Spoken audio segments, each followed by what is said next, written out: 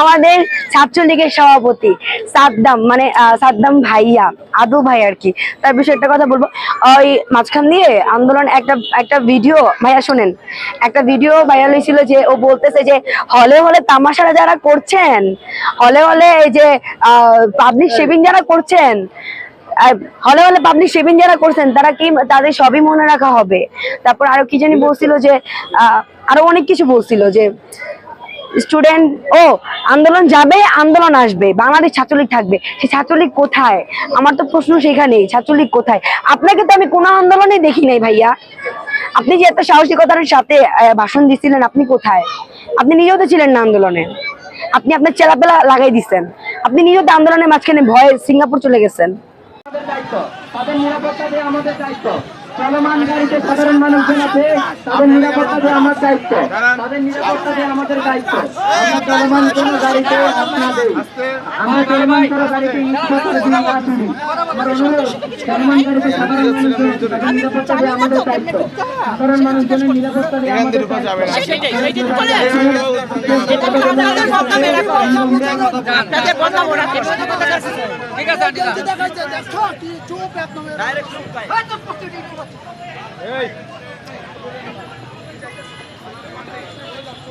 মাঝে ছাত্র এবং সাধারণ জনতা যারা অন্য দৃষ্টি চাইবে যারা হাত তুলতেছে তাদেরকে বেদরক মারধর করেছে এবং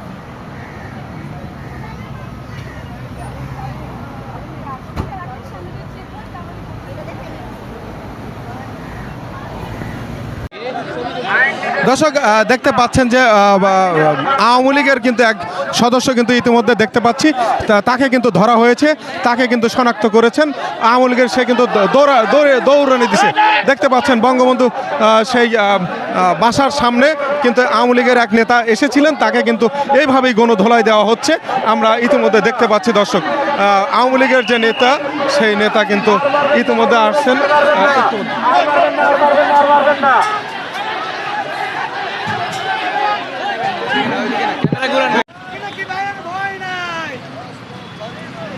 পিনাকি ভাই এগিয়ে আসো।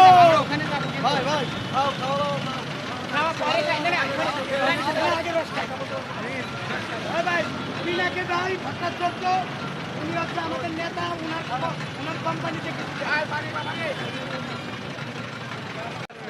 পিনাকি ভট্টাচার্য।